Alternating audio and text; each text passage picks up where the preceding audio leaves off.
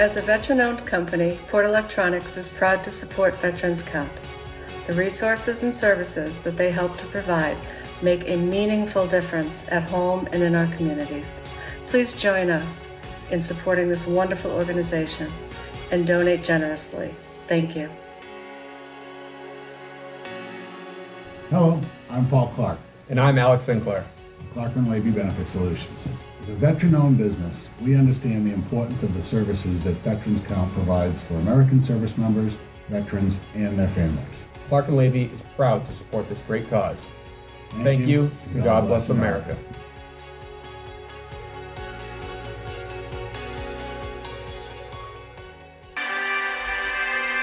Oh, say can you see by the dawn's early light what so proudly we hailed at the twilight's last gleaming, whose broad stripes and bright stars through the perilous fight o'er the ramparts we watched were so gallantly streaming, and the rockets red glare, the bombs bursting in air, gave proof to the night that our flag was still there. Oh, say does that star-spangled banner yet wave o'er the land of the free and the home of the brave?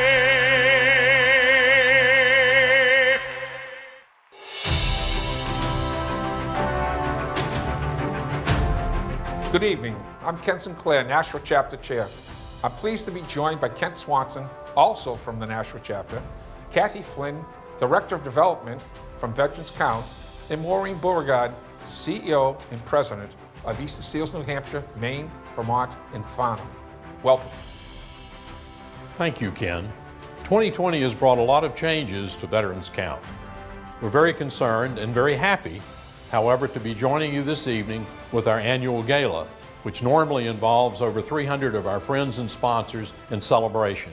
But tonight we have the same patriotism, information on the veterans of our state, and we're gathering virtually to enjoy them together. Tonight, our celebration will focus on the 75th anniversary of the end of World War II. We will honor all eras with entertainment by Tony Pace, taps will be played by local Nashua students, and we will continue with tradition and recognize this year's Founders Award recipients. And Mahfuz, our emcee, will take you back in time. Our featured speaker is Colonel Tucker Cinco Hamilton. He is currently the director of the Air Force Massachusetts Institute of Technology Artificial Intelligence Accelerator. Tucker has an outstanding resume. He was the one senior recognized from the University of Colorado Boulder, where he majored in aerospace engineering with top honors. While serving in Germany, he was chosen as the initial cadre to stand up the first MC-12W Intelligence, Surveillance, and Reconnaissance Squadron in Afghanistan, leading 44 airmen to transform an empty compound to being combat ready in just 2 weeks. After which he led a team that stood up the 2nd Squadron in Afghanistan and was the tactical leader on their first combat mission in theater. I hope you will read his complete bio in our virtual program book.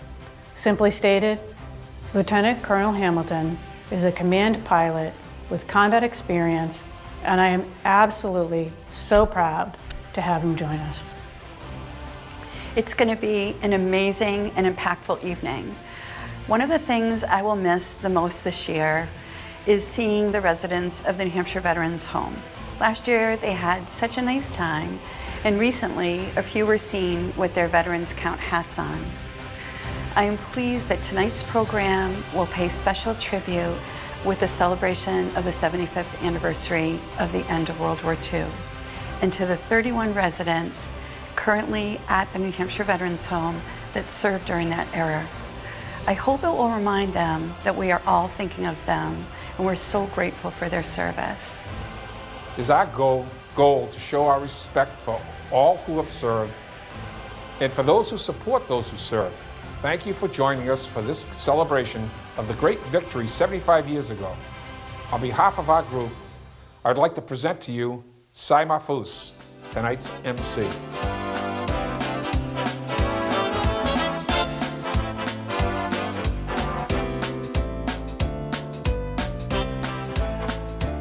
Ladies and gentlemen, I'd like to tell you a true awe-inspiring story about victory and how it was achieved.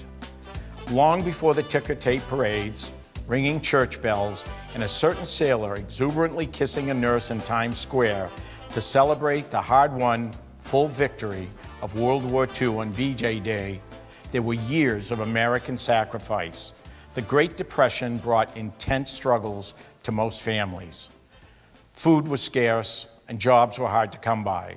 And young dames and dreamboats, looking to become more than sweethearts and get hitched, jumped in feet first, but had many challenges ahead of them. Not only was the work search difficult, but once a job was found, the pay was peanuts. People were grateful for whatever they could get, though love, faith, community, and sacrifice had become a way of life during the Great Depression.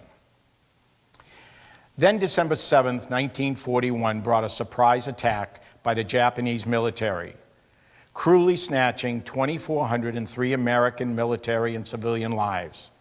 While the Japanese were tactically successful in engaging the U.S. in World War II, they didn't know they had awoken a sleeping giant. The American spirit was alive. Men and women volunteered by the thousands to defend American freedom and democracy from the encroaching Axis powers led by ruthless dictators. The moxie exhibited by U.S. volunteers was staggering. A whopping 39% of enlisted soldiers were volunteers, while the remainder were drafted. Before World War II, the U.S. Army had 174,000 soldiers in its ranks. That number ballooned to 8 million at the peak of the war. Not to mention 3.4 million in the U.S. Navy and other branches. Our brave American women also joined the fight. There were 150,000 in the Women's Army Corps, 60,000 in the Army Nurse Corps, and 14,000 in the Navy Nurse Corps. Let's not forget the nearly 1,100 Women's Air Force service pilots who were making airwaves. These chaps and ladies, most of whom never even left their hometown, suddenly were sent to fight all over the European and Pacific theaters. From France, Germany, and England, to North Africa, Japan, and the South Pacific, and many places in between, they definitely weren't in Kansas anymore. Nonetheless, they exhibited unwavering resilience as they suffered through exhausting battles and marches, terrible losses of fellow soldiers, friends, and often siblings, and other relatives, and conditions that were often less than ideal. These guys were tough. Well, hello. This is Jimmy Stewart, and they've asked me to come and talk with you a spell, if that's okay. You see, talking never bothered me much. And as a matter of fact, I feel like I'm back in the movies. I was part of the 703rd back then. It was the bombardiering squad. You see, it was one of the greatest mobilizations in the history of the world. Men from all walks of life came together. They came from cities and towns and farms.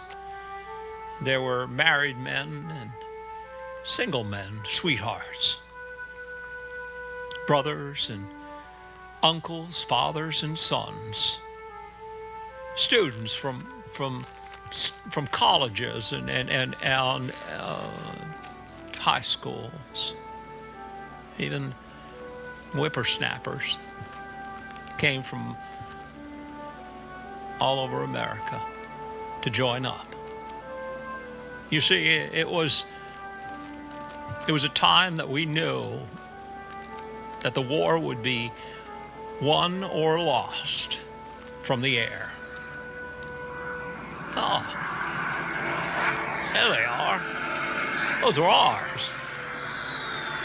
You see, 65,000 of them rolled off the assembly line in 1 year, and 100,000 the next. And to keep them flying, 2 million men.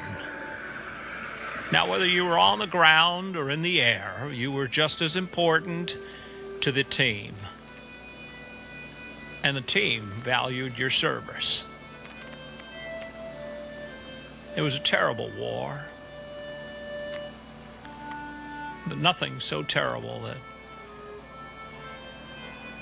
the loss of innocence and lives.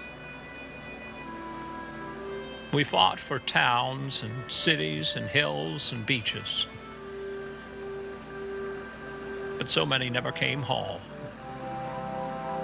And to those that will never see the smiles of that loved one coming back at them, my heart goes out to you.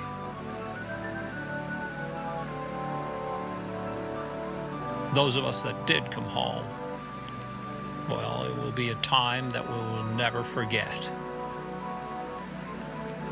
Our love and admiration goes out to all of those that paid the price for the service.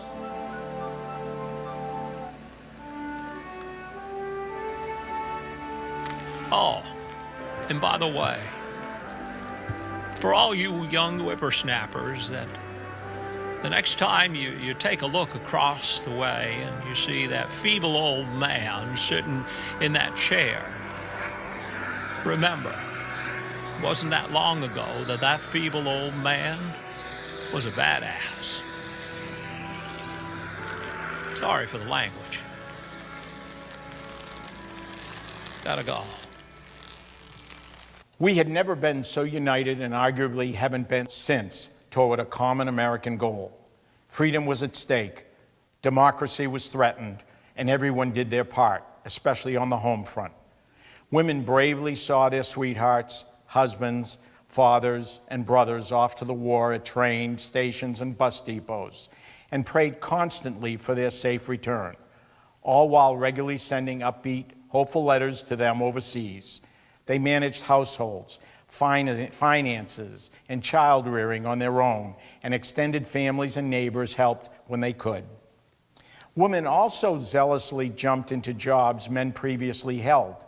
They worked in factories, building airplanes and warships, driving fire trucks, and serving as blackout wardens.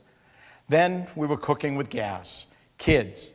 Things were rapidly changing. Thousands upon thousands of women were responsible for increasing American production and spurring on military support with aircraft, ships, supplies, and more. In 1942, a photo of a 20-year-old Naomi Parker Fraley, a California waitress working at an Alameda Naval Air Station, was taken by an Acme photographer as she worked at a lathe. She also worked drilling, riveting, and patching airplane wings, there with her 18-year-old sister. In it, Naomi wears a polka dot bandana to keep her hair back.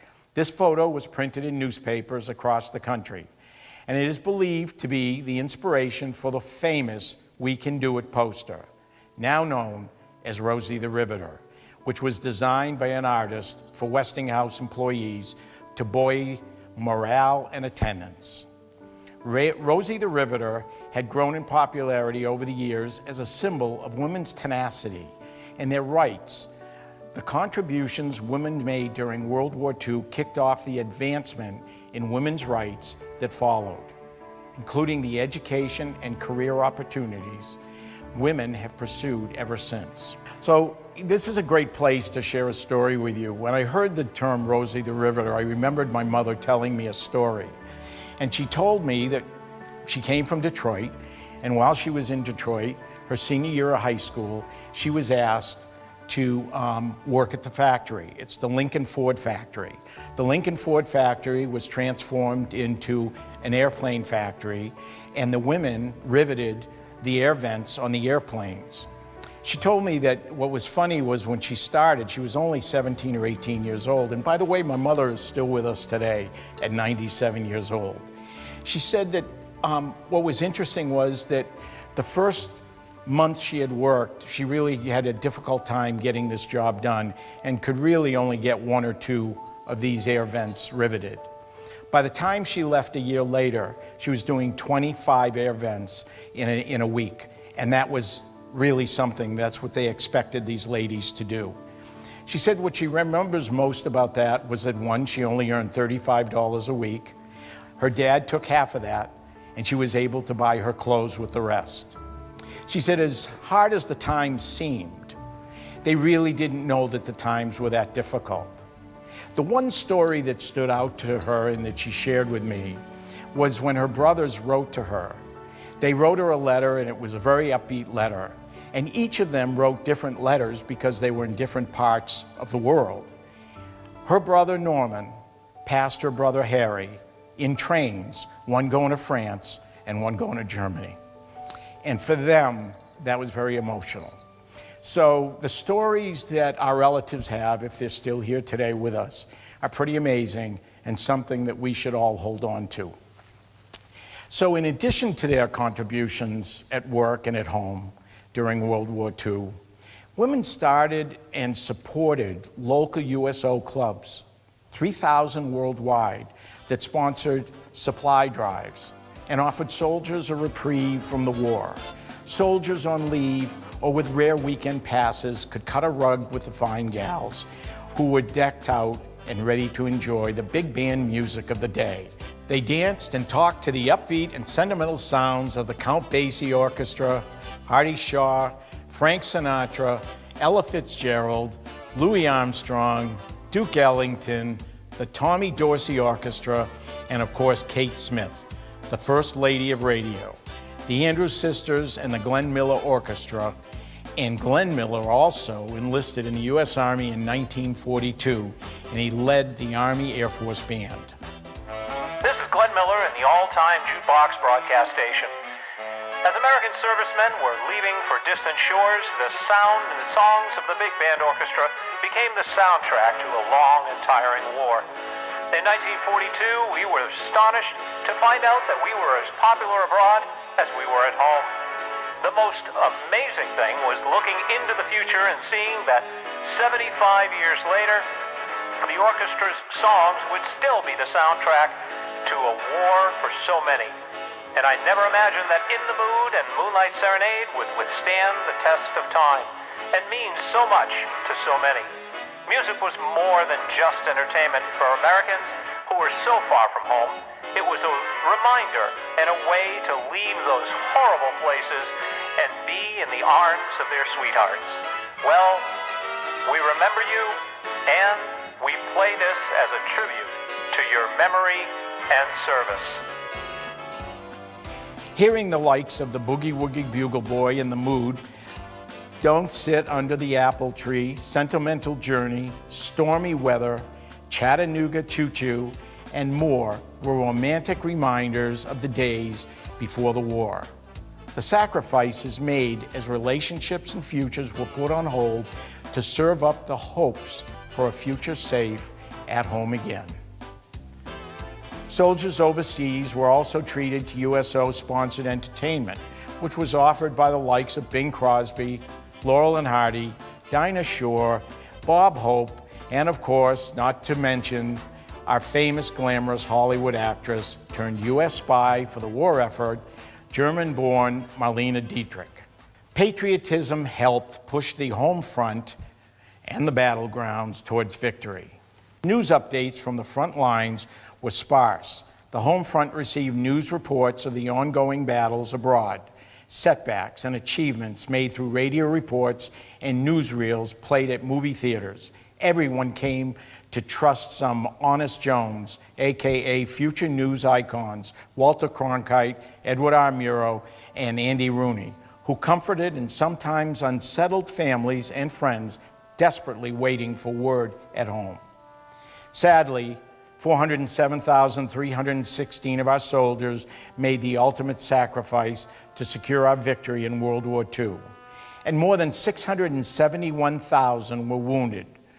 But the D-Day and VJ Day victories brought worldwide relief. Soldiers and their families were united, and the horrors of war and imminent threats to freedom had been eradicated. The unmatched courage of the men and women who spurred the amazing victory halted the evilly racist and relentless Holocaust that stole millions upon millions of innocent Jewish and non-Jewish lives and ended a totalitarian regime of dictators a mere 75 years ago. This war that spanned continents produced the greatest generation and a global economy and pursuit of democracy that could never have occurred had we lost. According to the National World War II Museum, every day memories of World War II, its sights and sounds, its terrors and triumphs disappear. The freedom, equality, and affluence we all enjoy today, as we have since 1945, were made possible by the greatest generation. We must never forget their patriotism, which has surely inspired countless military enlistments in the generations that followed their children, grandchildren, and now great-grandchildren.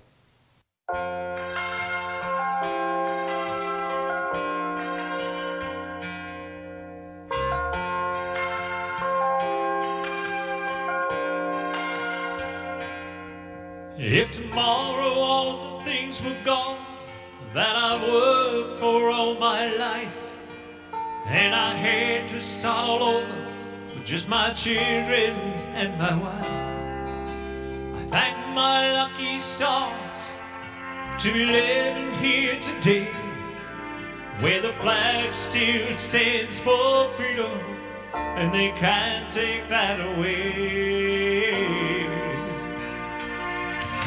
And I'm proud to be an American, where at least I know I'm free. And I won't forget the men who died, who gave that right to me. And I'm glad we stand up next to you and defend us here today. 'Cause there ain't no doubt I love this land. God bless the USA.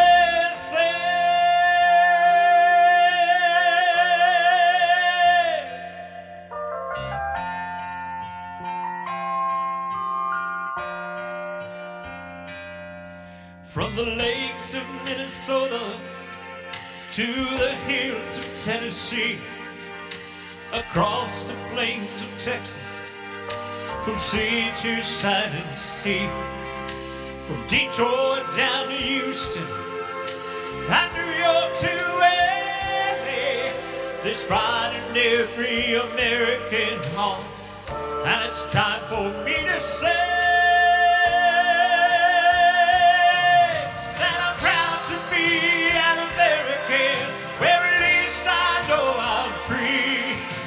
I won't forget the men who died, who gave that right to me. And I gladly stand up next to you and defend us here today. 'Cause there ain't no doubt I love this land. God bless the USA.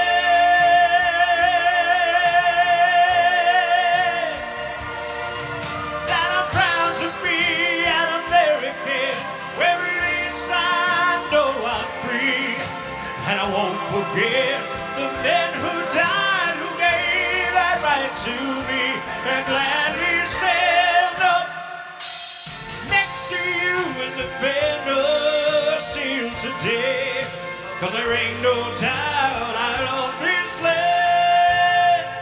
God bless the USA.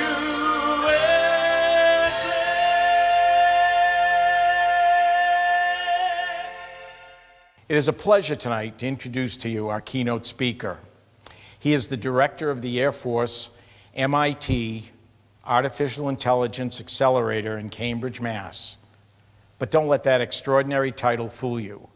His bio is one of the longest I have ever seen, as his illustrious military career is heavy with achievements, assignments, awards, and decorations.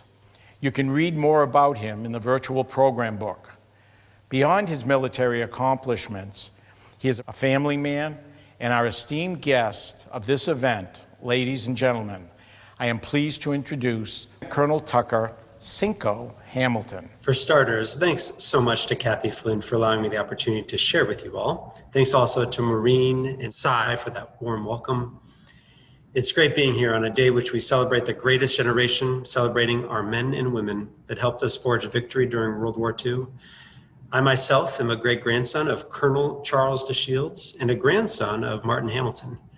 Charles was one of the first pilots the world has ever seen. He learned to fly in 1917 in a Jenny aircraft and moved up in the Army Air Corps to become the base commander of Hickam Army Airfield and a B-17 aviator. He was actually the base commander at Hickam 7 days before the attack on Pearl Harbor. And he ended up changing command and moving back to the States those 7 days before. But we did visit his house. It's still around because it's a historical landmark. It's the base commander's house. It's riddled with bullet holes. So very fortunate that he was able to not be there and not be attacked during that period of time. And he served the rest of the war as a B-17 depot pilot. And then Martin Hamilton. So he was part of the 10th Mountain Army Division, served his time on skis in the Alps. And they, like so many, sacrificed so much for those that have followed.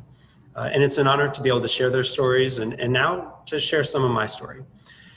As with all of you, we have failures in our life. Sometimes those failures are caused by us, other times they just happen. But regardless, they can be difficult to deal with.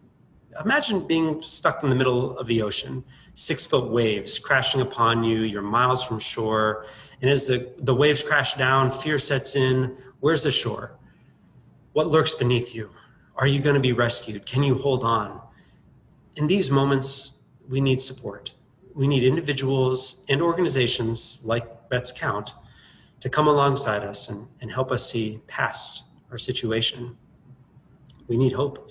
And then we need to take those moments of failure and, if possible, if it makes sense for you, we need to share with others.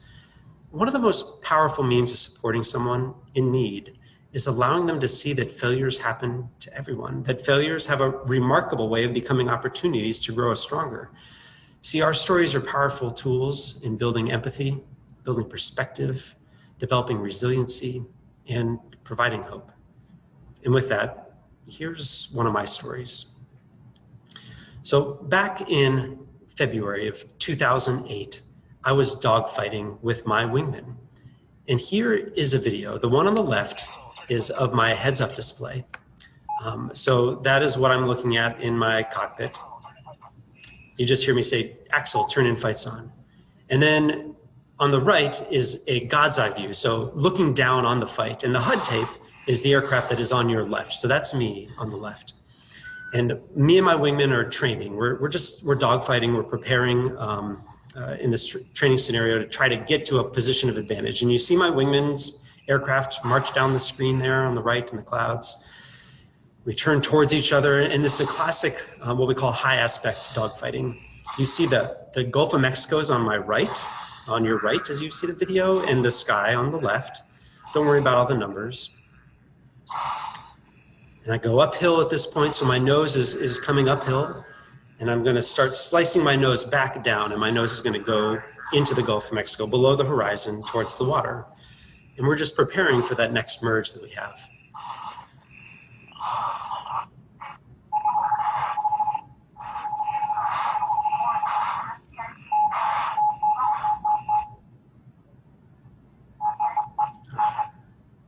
To this day, still very, very difficult and eerie to watch.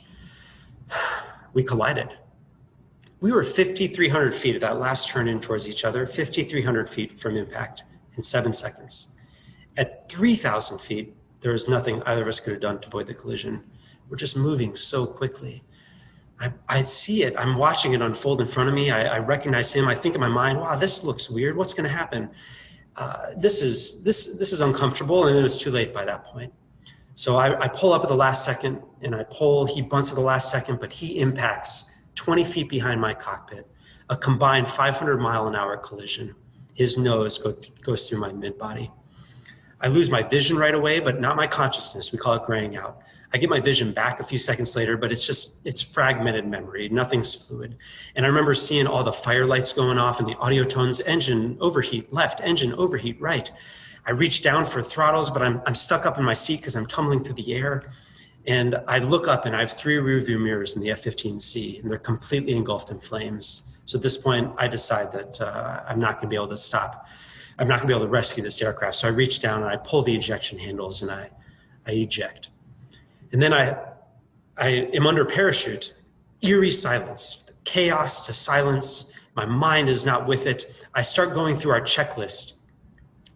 Canopy, visor, mast, seat kit, LPU, 4-line steer. I start saying it, but I don't do any of it.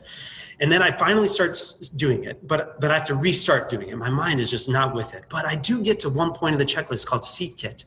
And I accidentally detach my seat kit and lose all my survival equipment.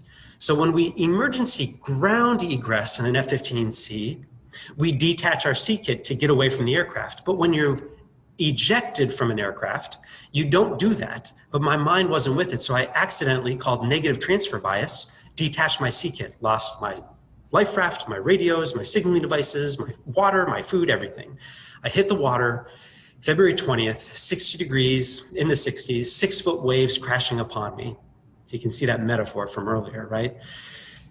And I have one thing around my neck, a life preserver unit, and I'm in the water and I'm freezing right away.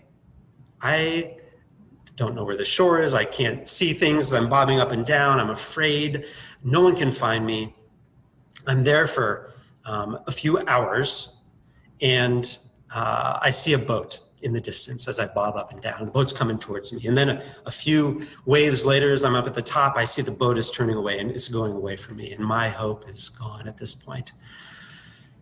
What do you do in those situations? Well, turns out that boat turns around and they ride up alongside me. They see me and they say, "Hey man, you want to ride?" And I'm like, "Yes, please." And they pull me up and they rescue me in that situation. They are a 25-foot fishing boat, 70 miles south of Panama City, out for the day on a fishing trip in 6-foot waves, and they happen upon me in the middle of the Gulf of Mexico. And I survived. My wingman died on impact. And it's tragic. And something that I live with is failure. We failed in that moment to recognize our collision, and we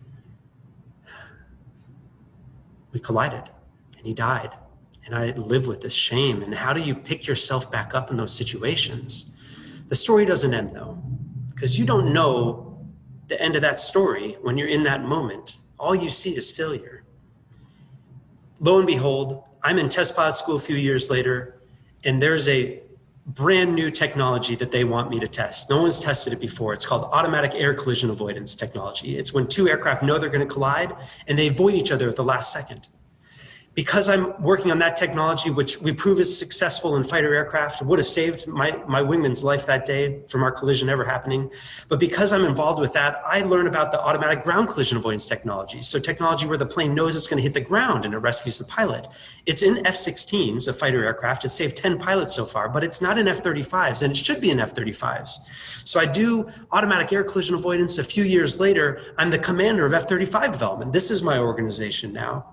And I recognize that we need to put automatic ground collision avoidance in the F-35 earlier. And because of my connections, because of my accident, my advocacy, I actually am a part of a very small group of people that convince some other individuals, and it took a lot of work, that we needed to accelerate F-35 automatic ground collision avoidance by 7 years, and we did it. We put it in the aircraft 18 months ago. It was supposed to be in the aircraft in 2025. We won the Collier Trophy actually for that, which is the greatest achievement in aerospace or aeronautics in America in 2019 because of our acceleration of this amazing life-saving technology. But the real win was that about 8 months ago, we think we saved the first F-35 pilot from a ground collision because the technology recognized the pilot was going to hit the ground when the pilot didn't realize it and rescued them at the last possible second. The point of my story is we don't know, while we're in that failure in those moments, the rest of our story.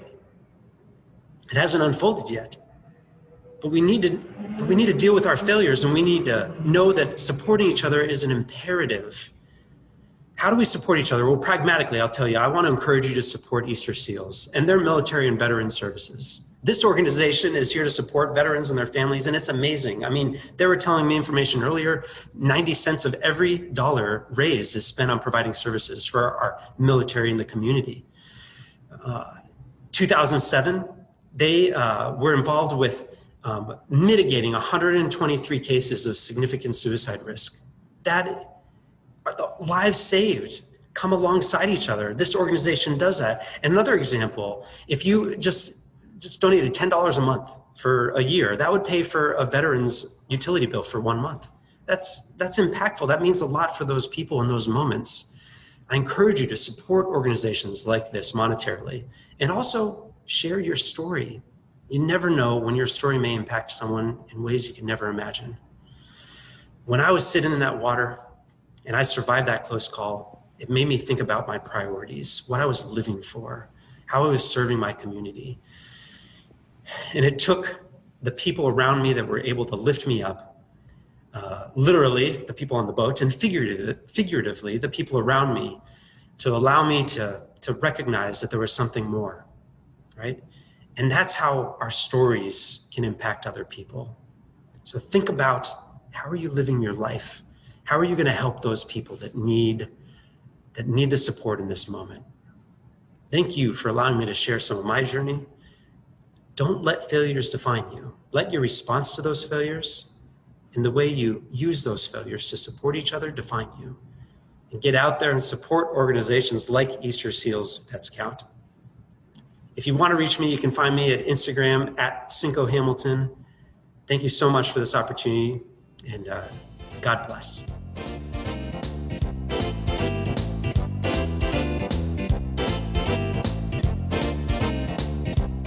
I'm pleased to be joined by Mike Salter.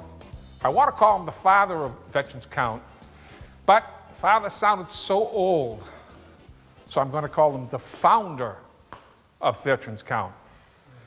Over the past 2 years, Ron Bingham and Rick Smith have made a substantial impact on the military in our community and their families through their involvement with Veterans Count. Conversations started in August of 2018 for a June 1st, 2019 ride. Lofty goals were set as this twosome met with National Veterans Count Chapter members and began work on an event that no other Veterans Count chapter had ever explored. It started off with creating a logo that would start to define this project and expanded to a variety of components, one of which included the complexity involved in logistics of bikers riding through 7 cities and towns. A VIP party was agreed upon to thank everyone involved, and once again, their relationships with the community proved so beneficial as the food and location for the party was donated. Most of the sponsors were new, and the story of Veterans Count was shared through this biking community. This type of expansion for Veterans Count is immeasurable. Outreach began in the goal of spreading the message, encouraging all to register to ride 10, 30, or 50 miles and support Veterans Count. Throughout the entire process, Rick and Ron were the drivers ensuring the success of the first annual Veterans Count ride, cycling for our military and their families. 10 months later, after the ride, excitement and amazement was shared by all as over $110,000 was raised. 421 participated, 469 donated, 39 sponsors supported, and over 60 volunteers helped make June 1st, 2019 one for the record books. Almost immediately following the ride, next year's planning began. The goal was to raise more money by securing additional sponsorships and registrations. Due to the hard work of Rick and Ron, more sponsorships were secured, and the team was well on its way until March, when COVID-19 created uncertainty for our future gatherings.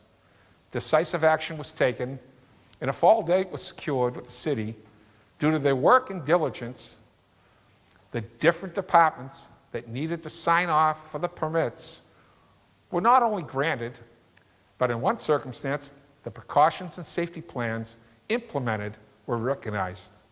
All adjustments were made with the safety for all involved, and outside of the box thinking was not only necessary, but done with a sense of humor and teamwork. I'm pleased to share that even during a pandemic, 2020 was an amazing success due to creativity, collaboration, flexibility, and determination. Over $94,000 was raised with 386 participating, and you can be assured that the planning for 2021 is already well on its way. Our sincere gratitude goes out to Ron and Rick as they not only helped raise over $200,000 over the past 2 years, but also helped to spread the word of Veterans Count in military and veterans services. On behalf of Veterans Count in the Nashua Chapter, it's our pleasure tonight to present the 2020 Founders Award to Ron Bingham and Rick Smith. Thank you, Ken. This award tonight is going to two individuals who represent a perfect example of what Veterans Count was all about. Back in 2006, when myself with a few other veterans got together to found Veterans Count, our purpose was to try to create a partnership now that's been recognized around the country as one that works. And what it was, a partnership between the private sector, the military, the state, the nonprofit community, and working together to point the way, not point fingers. So we've done that. And the whole idea behind it was to get the private sector engaged. And Ron and Rick are the perfect example of positive engagement that's made a difference, a big difference in the lives of many veterans and their families. And this is a perfect example, as I've said, but I have to tell you a little bit of a joke about this, and everybody can smile or not, but do you know, and I think Ron and Rick have been the cause of many bikes being sold this day to kids who even take them to bed. And do you know why these kids take them to bed? Because they won't sleepwalk, that's why. So at any rate, it's my pleasure tonight to thank Ron and Rick personally, and thank you so much for your engagement and your good work on behalf of veterans. Thank you, Ken and Mike, for this distinguished award. I'm very honored to receive this today with my cohort, Rick Smith. I'm not a veteran, and I feel I missed out on not being a veteran. Rick is a veteran of the U.S. Army. Actually went to Norwich College. My dad's the veteran, Korean War, Marine. So I could spit polish shoes by the time I was 4th grade. I went to school and college in the 70s, after just missing the Vietnam War, with a lot of guys that came back and were really troubled. And some of them are lifelong friends today. That's what really inspired me to host a bike ride in the community, greater community of southern New Hampshire, Nashua. This past year, we can commend everybody for participating in this and raising the amount of money that we did with the situation that COVID has presented. It's the only organized bike ride that was hosted in New England, and the riders thanked us for it. Today, I'm honored to receive this, but it's a group effort. It really starts with my family, which is too many people to mention. My brother-in-laws and sister-in-laws, my grandkids, my stepdaughters. One of my stepdaughters, Lori, actually flies up from the Carolinas and helps host this event each year with us. Kendra, who I work side by side with at the store, put in hours of organizing the event. The store, Good Hills Bike Shop, has done a phenomenal job supporting it over the years and will continue to support it with the change of the new ownership under Trek Bicycles. The riders, obviously, it's no successful event if riders don't support it. Last but not least, sponsorship. But it's a conglomerate of, I don't know, Rick, 30 businesses right now, I think, that year in and year out have been continuing to support the event. So, like Mike indicated, and I speak on behalf of that community, we're not veterans, we're trying to help veterans. And it's been a community involvement that's been able to do that. So thank you very much for this outstanding award today.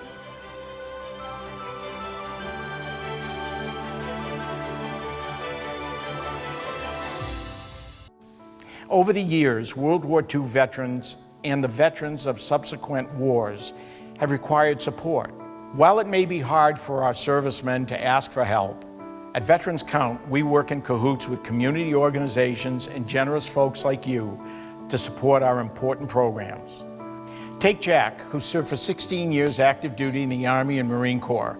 After struggling to transition his skills to a civilian job, he faced homelessness, but Easter SEALs, military, and veteran services intervened. Jack was assigned a care coordinator who took a look at the big picture of his circumstances and was able to secure assistance with a rent payment and successfully adjust his child support payments. She also helped Jack rework his resume, obtain assistance with job searching and interviewing, and ultimately he secured a job, financial stability, and independence. I appreciate you spending this time with me reflecting, honoring, and celebrating our unprecedented World War II victory, which was born of American courage, patriotism, and sacrifice. I also ask you to dig into your pockets for some clams, greenbacks, or whatever you like to call your moolah, and make a donation to the Easter SEALs Veterans Count program. Your generosity is appreciated, and we are grateful for the real impact it makes for our generation of veterans. At this time, you are viewing our Fund a Need levels and how your donations will make a difference for our soldiers and their families.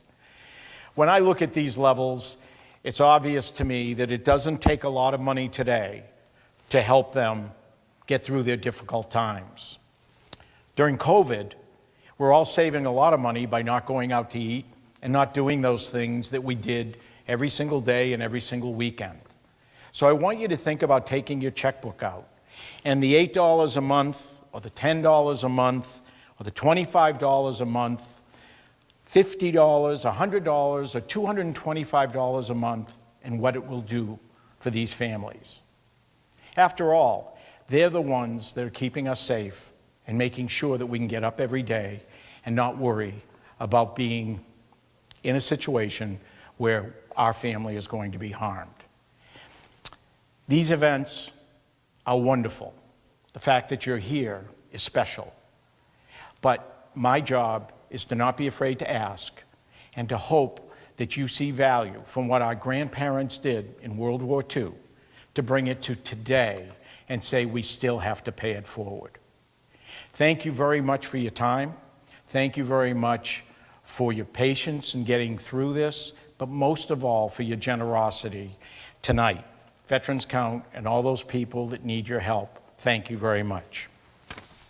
Also, we're going to close with taps tonight. And for me, my eyes never stay dry when taps are played. So please don't leave right this second. We are having the buglers from Nashua High School North entertain us to end out the evening. Thank you.